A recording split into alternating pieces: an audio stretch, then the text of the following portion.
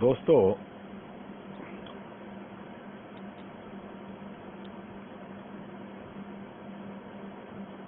हमारे पास बहुत सारे कॉल्स आ रहे हैं, फ़ोन्स आ रहे हैं, व्हाट्सएप पे, सोशल मीडिया पे लोग बहुत पूछ रहे हैं कि भाई ये क्या हो रहा है देश के अंदर, ये समाज के अंदर, ये पूरे विश्व के अंदर ये सब हो क्या रहा है। तो मैं उन सब से पूछना चाहता हूं कि क्या हो रहा है। जो हो रहा है अच्छा ही हो रहा है। कुछ लोगों ने पूछा कि रेलवे बिक रहा है, हम कहा बिकने दो।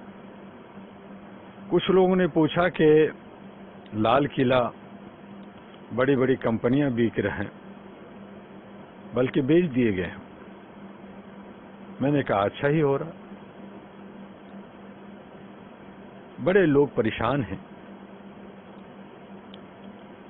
मैं आपको बताना चाहता हूं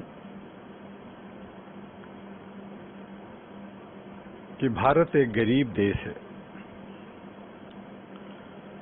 और भारत के अंदर जो हमारे जनप्रतिनिधि हैं, सभी के सभी करोड़पति हैं, खूब उनके पास पैसे हैं। एक ऐसा देश है और आपको बताना चाहूंगा कि विश्व में 203 कंट्री हैं, देश हैं। भारत को छोड़कर कोई भी कंट्री के जनप्रतिनिधि इतना अमीर नहीं है जितना कि भारत के जनप्रतिनिधि हैं। हमारे के यहाँ लक्ष्मी जी हैं, हमारे के यहाँ सरस्वती जी हैं, बाकी देशों में नहीं है। लेकिन उनके पास पैसा है, प्रचुर है, जनता के पास है, खुशहाल है, और हम उनको कहते हैं कि डेवलप कंट्री है। जबकि हमारे पास लक्ष्मी है, सरस्वती है, और हम गरीब हैं। और हमारे जनप्रतिनिधि जो हमारी देख रेख करते हैं, उनके वो सारे के सारे करोड़पति हैं। तो आप सोचिए, अगर देश बिक रहा है तो क्यों बिक रहा है? कौन इसको सह दे रहा?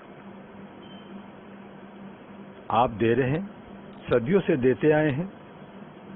तो कुछ आपके जनप्रतिनिधि, जिनको आप नौकर कहते हैं, सेवक कहते हैं, चौकीदार कहते हैं, रक्षक कहते हैं, अगर ये थोड़ा कुछ बेच रहा है तो क्या हो गया? आप नहीं जागेंगे, ऐसा ही होता रहेगा। मैं तो ये कहना चाहता हूं कि आज जो बहुत सारे लोगों ने पत्र लिखा कि ये कोरोना का क्या रोना है, चारों तरफ जो है हाहाकार मचा हुआ है, गरीब बेचारे परेशान हैं, मध्यम परिवार का जो सेविंग था, जो भी बचा खुचा था, वो खत्म हो चुका है और वो बहुत ही परेशान है। किसी का व्यापार नहीं चल रहा, किसी का इलाज नहीं हो रहा। तो मेरे दोस्तों, ये जो कोरोना का रोना है, इसमें जितने भी बड़े बड़े हॉस्पिटल्स हैं, उनका धंधा चल रहा है, वो व्यापार कर रहे हैं। हमारे जनप्रतिनिधि मोटी सैलरी भत्ता ले रहे हैं। आज तक आपने सुना कि किसी ने जनप्रतिनिधि ने कोरोना के लिए अपना 4 महीने का, 2 महीने का सैलरी छोड़ दिया, भत्ता छोड़ दिया, जबकि वो घरों में बैठे हैं, सरकारी बंगले में बैठे हैं। उनको आप मोबाइल चार्ज करते हैं 100 रुपया, 50 रुपया से, और आप पूरे महीना अपना काम चलाते हैं, बात करते हैं। उनको 15,000 रुपया मिलता है। वो किसको फोन कर रहे हैं, किससे बात कर रहे हैं? तो ऐसे बहुत सारे उनको सहूलियतें मिल रही हैं। क्या वो लोगों ने कोई छोड़ा? हमारे कुछ सामाजिक सेवक, हमारे जो गुरुद्वारा हैं, हमारे जो मंदिर और मस्जिद हैं, हमारे जो स्वयंसेवक हैं, वो अपने अपने तरीके से जनता का सेवा किया, लोगों को रोटी दिया, लोगों को प्याज दिया। लेकिन आपने किसी भी जनप्रतिनिधि को ये देखा कि वो सड़कों पे आ करके गरीबों को मदद किया?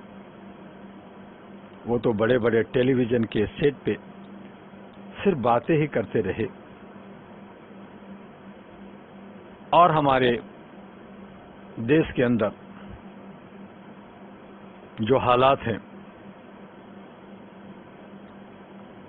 ये क्रिएट किया गया, मैं समझता हूं हालात हैं।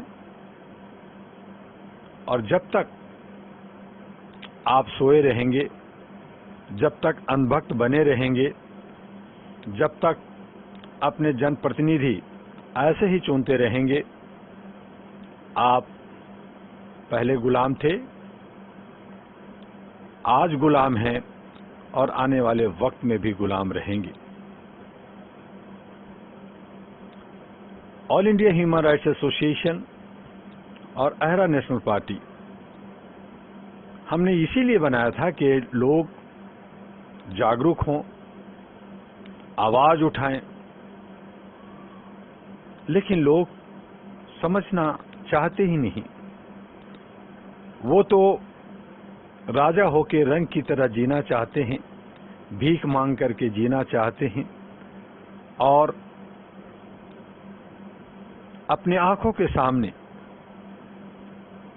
सारी समस्याओं को देखते हैं, समझते हैं, उन पे जो शोषण होता है, उत्पीड़न होता है, वो सब झेलते हैं और अपने नौकर सेवक का जय जयकार करते हैं। तो ये है हमारा देश, ये है खूबसूरती। आज मंदिर मस्जिद बंद है। हमारे भारत के अंदर 33 करोड़ देवी देवता हैं, बहुत सारे साधु सन्यासी हैं, बहुत सारे तांत्रिक हैं, बहुत सारे मुल्ला हैं, बहुत सारे ज्ञानी लोग हैं, डॉक्टर्स हैं। लेकिन सभी के सभी धन दौलत को इकट्ठा करने में, व्यापार करने में लगे हैं। उनको परवाह नहीं है कि मानवता को बचाया जाए। कौन मरता है मरने दो, कुछ आबादी घटेगी। मैं बाजारों में गया, लोगों के बीच में बात करते हुए सुना, तो कहा अच्छा हुआ कुछ सफाई हो रही है। कुछ लोग मर रहे हैं, 140 करोड़ की आबादी में अगर कुछ मर जाए तो क्या होगा। ऐसी बातें हो रही हैं और यहां हम इतने निष्क्रिय हो गए हैं कि हमने मानवता को ताक पे रख दिया है, इंसानियत को ताक पे रख दिया है, ह्यूमैनिटी को ताक पे रख दिया। हमें जागने की जरूरत है। हमें आपसी भेदभाव भूल करके, जात पात भूल करके आगे बढ़ने की जरूरत है। जहां आपने कोरोना में मंदिर मस्जिद सभी को बंद कर दिया, वहां आप जो है आप देख रहे हैं कि जनप्रतिनिधि लोग अपनी सियासत बचाने के लिए, अपनी कुर्सी बचाने के लिए मंदिरों की पूजन, शिलान्यास और अपनी खरीद फरोख्त में, नेताओं की खरीद फरोख्त में, ताकि उनकी सत्ता बची रहे, कुर्सी बची रहे, उसमें लगे हुए हैं। उनको परवाह नहीं है कि कोरोना से कौन मरता है कौन जीता है। ठीक है, कुछ मर रहे हैं तो क्या हो गया। कुछ हॉस्पिटल है, कुछ जांच हो रहा है, जांच के नाम पे खूब लूटा जा रहा है, दवाई के नाम पे लूटा जा रहा है। मेरे पास ऐसे ऐसे रिपोर्ट आए कि एक इंजेक्शन जो मात्र 500 रुपए का है, वो 30 से 40 हजार रुपए में बेचे जा रहे। जो टेस्ट 100 रुपए में हो सकता है, उसको 5000 में टेस्ट किए जा रहे हैं।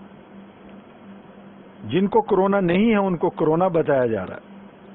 उनको हॉस्पिटल में किसी तरह का कोई उनके साथ रहम, उनके साथ प्यार दिखाया नहीं जाता। उनको भेड़ बकरियों की तरह, जानवरों की तरह व्यवहार किया जाता है। परिवार से उनको दूर रखा जा रहा है, बिलख रहे हैं लोग। और बाकी दूसरी जो बीमारियां हैं, चाहे औरतों से जुड़ी हुई, चाहे बुजुर्गों से जुड़ी हुई, चाहे वो कैंसर हो, चाहे वो प्रेगनेंसी के केसेज हों, उन्हें तो और भी नजरअंदाज किया जा रहा है। बेइंसाफ पैसे लूटे जा रहे हैं। तो जो चंद लोग हैं, जो पैसे वाले हैं, वो दौलत को इकट्ठा करके और दौलत इकट्ठा कर रहे हैं। जो मध्यम फैमिली के लोग हैं, जो महीने भर व्यापार और नौकरी करके सैलरी प्राप्त करते हैं, आज वो अपनी सेविंग को खत्म कर करके सड़कों पे आ गए हैं एक तरह से। और मुझे ऐसा लगता है कि आने वाले वक्त में जो हमारे जो गरीब हैं, जो मजदूर हैं, जो मध्यम फैमिली हैं, वो अनैतिक कार्यों में, लूट खसोट में, गलत कामों में संलग्न हो जाएंगे, चूंकि उनके पास कोई और चारा नहीं बचेगा। तब लाइन ऑन ऑर्डर चरमरा जाएगा और उसमें भी ये लोग रोटियां सेकेंगे। आज हमारे बहुत सारे डॉक्टर्स, बहुत सारे पुलिस डिपार्टमेंट के भी कोरोना हो रहे हैं। बड़े बड़े सेलिब्रिटीज को कोरोना होते, उनको टीवी पे दिखाया जाता है, उनको उन पे रोटियां सेकी जा रही। लेकिन जो गरीब हो रहे हैं उनका कोई सहारा नहीं है।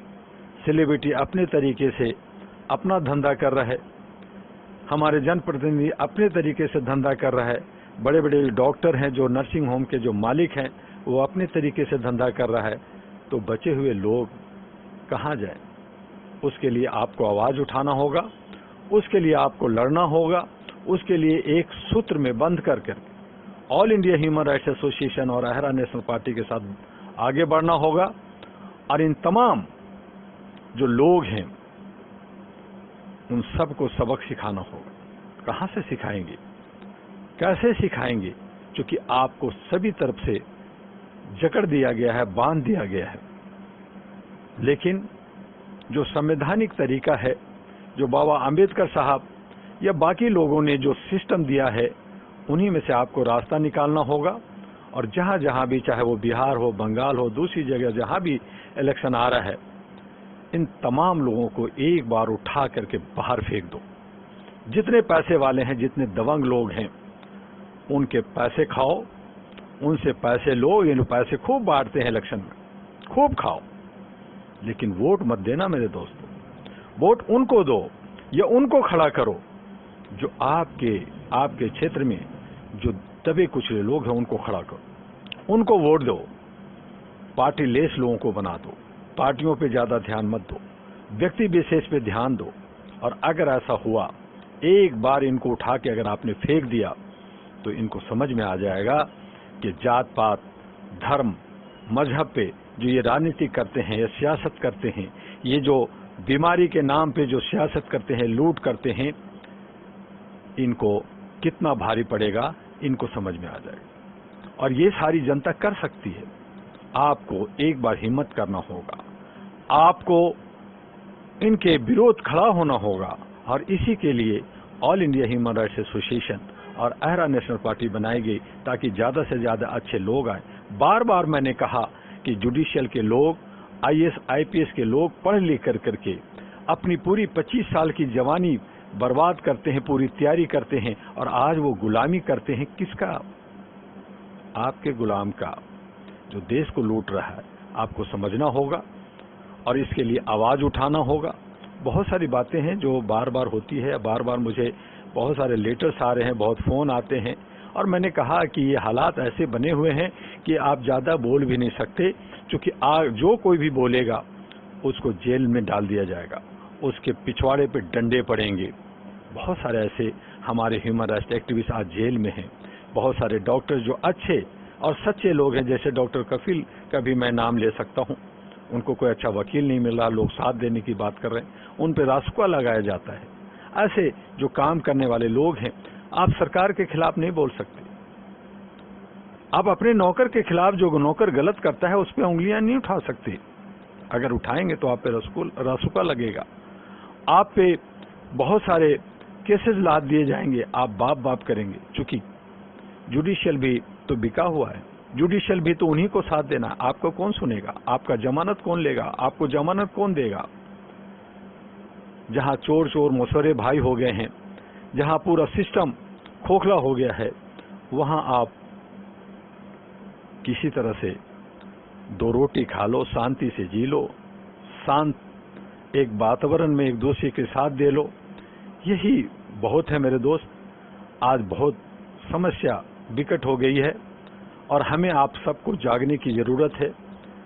वक्त वक्त पे मेरा दिल बहुत ही रोता है कि मैं ये जो 32 साल से मानवाधिकार के लिए काम कर रहा हूँ, ये हमारे देश के अंदर जो चोर उचक्के जो मानवाधिकार पे भी जो दुकानें लगा करके गलत काम करते हैं, सामाजिक संगठन जो 42 लाख से ज़्यादा हैं और जो हमारे जो 4-5 हज़ार से ज़्यादा पार्टियां हैं, ये सब जो है अपने अपने दुकानदारी चला रहे हैं। ये सब बंद करें और देश के अंदर एकजुटता दिखाकर अच्छे सच्चे लोगों को लाएं, देश को सही माने में आज़ाद करें। जो हमारा गुलाम है, हम गुलाम हैं, इसे हमें आज़ादी दिलाने की काम की ज़रूरत है और इसके लिए एकजुटता दिखानी होगी। अहम को, ईगो को बाहर रखना होगा कि मैं ये हूँ, मैं वो हूँ। इन तमाम चीज़ों को अगर हटा करके हम अगर काम करेंगे तभी हम लोग आगे बढ़ेंगे। हम अनेकता में एकता को हासिल करेंगे। अगर हम कहेंगे कि मैं हिंदू हूँ, मैं मुसलमान हूँ, मैं सिख हूँ, मैं ईसाई हूँ, मैं ये हूँ, मैं वो हूँ, मैं बड़ा हूँ, मैं छोटा हूँ, तो इस तरह की बातें करते रहेंगे, करते रहिए, मार खाते रहिए, आप टूटते रहिए और तोड़ने वाले जो आपको जो विघटित कर करके आप पे जो सियासत करना है वो करते रहें। उनका व्यवसाय वो चलता रहेगा। आपको सैलरी नहीं मिलना, आपको काम नहीं मिलना, आपको रोटी नहीं मिलना, रोटी के नाम पे लूटा जा रहा है। दिल्ली के अंदर 9 लाख लोगों को फ्री में खाना खिलाने की अनाउंसमेंट हुई। वो 9 लोग भी मैं यहाँ के सरकार दिखा दे किनको खाना दिया, कहाँ दिया। वो सारे पैसे का बंदरबाट, ये सब लूटे जा रहे हैं। मेरे दोस्तों, जो भ्रष्टाचार की बात कर रहे हैं कि भ्रष्टाचार को ख़त्म करेंगे, काला धन लाएंगे, ये काला धन और इकट्ठा कर रहे हैं। कहाँ गया आप? ये 6 साल में काला धन क्यों नहीं आया स्विट्जरलैंड से? काला धन का लिस्ट बना, लेकिन वो सब धन कहाँ गया? मंदिर मस्जिद के नाम पे करोड़ों करोड़ इकट्ठा किया, वो सब पैसा कहाँ गया? आज भ्रष्टाचार चरम सीमा पे है, बढ़ गया है। घटने की बात नहीं है, कम करने की बात नहीं है, ये बढ़ रही है। अब तो जहाँ कोई भी छोटा से छोटा काम भी आप कराना चाहेंगे तो वहाँ आपके बिना पैसे का कोई भी काम नहीं हो सकता। तो उस पर जागने की ज़रूरत है, समझने की ज़रूरत है, तभी आगे बढ़ेंगे। मैं आपका हितैषी के रूप में पिछले 3-4 महीने से मैं भी अपने घरों में, अपनी छोटी सी ऑफिस में जो भी आपसे संपर्क हो रहा है मैं कर रहा हूं। आप सब अपने साथियों से कहें कि वो सोशल मीडिया से ज़्यादा जुड़ें, अपने व्हाट्सएप के माध्यम से, अपने फेसबुक, ट्विटर, लिंक्डइन और इंस्टाग्राम के माध्यम से मानवता को आगे बढ़ाएं, अहरा को आगे बढ़ाएं और उनको जो है लाइक करें, शेयर करें। और जो ये कबूतर और जो ये बहुत सारे मूर्तियां और बहुत सारी चीज़ें और बहुत सारे जंगल पहाड़ दिखाते रहते हैं आप लोग सोशल मीडिया पे, उसको बंद करें और मैक्सिमम कोशिश करें कि इंग्लिश में या हिंदी में जो ज़्यादा से ज़्यादा लोग समझ सके, देख सके, उसको शेयर करें और आगे बढ़ाएं। मैं समझता हूं कि कुछ न कुछ समय ऐसा आएगा कि हम आपस में एक बदलाव करेंगे और बहुत जल्द ही एक नई क्रांति का आगाज होगा भारत में। और जो जिन्हें ठगा जाता है, जिसको हम लोग कहते हैं कि क्षुद्र है, ये जो है बैकवर्ड है, ये जो सारा है, वो उनको जागना होगा, समझना होगा अपने आप को कि वो कौन है, क्या है, और ये वक्त बदलेगा। और इसी के साथ मैं आगे दोबारा आपसे अगले मंडे को यही करीब 4-4:30 बजे आपको सोशल मीडिया में आऊँगा। आपका डॉक्टर एमी दुआ। जय हिंद, जय भारत, नमस्कार।